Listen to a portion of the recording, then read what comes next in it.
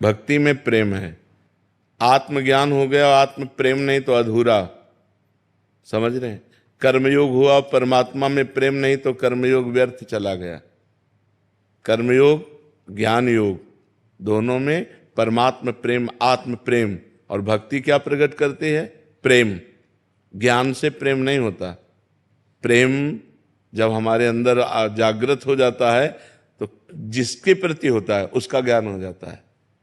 प्रेम सर्वोपरि है, भगवान प्रेम अधीन है। आत्म प्रेम, आत्मरति सबसे श्रेष्ठ है। ज्ञान आत्मा का हो गया लेकिन आत्म प्रेम नहीं हुआ तो अधूरा ज्ञानी है।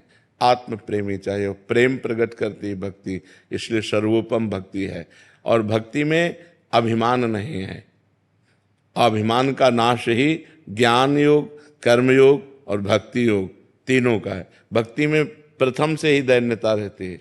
सब चराचर जगत हमारे भगवान का स्वरूप है, मैं उनका सेवक हूँ। दैन्यता भक्ति में प्रारंभ से ही रहती है, इसलिए दैन्य और प्रेम और सारी दैवी संपदा भक्ति में विराजमान है। और भक्ति के ही पुत्र हैं ज्ञान वैराग्य।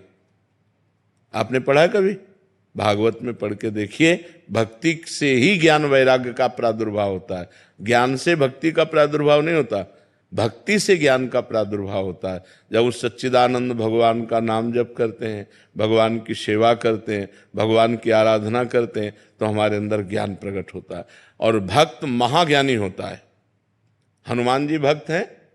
ज्ञानिनाम अग्रगण्यम बुद्धिमताम वरिष्ठम अतुलित बलधामम, है कि नहीं है? गरुण जी भगवान के भक्त हैं, वाहन है। गरुण महाज्ञानी गुण राशि, महान ज्ञानी। विश्वामित्र जी भगवान के भक्त हैं, विश्वामित्र महामुनि ज्ञानी। तो भक्त अज्ञानी नहीं होता है।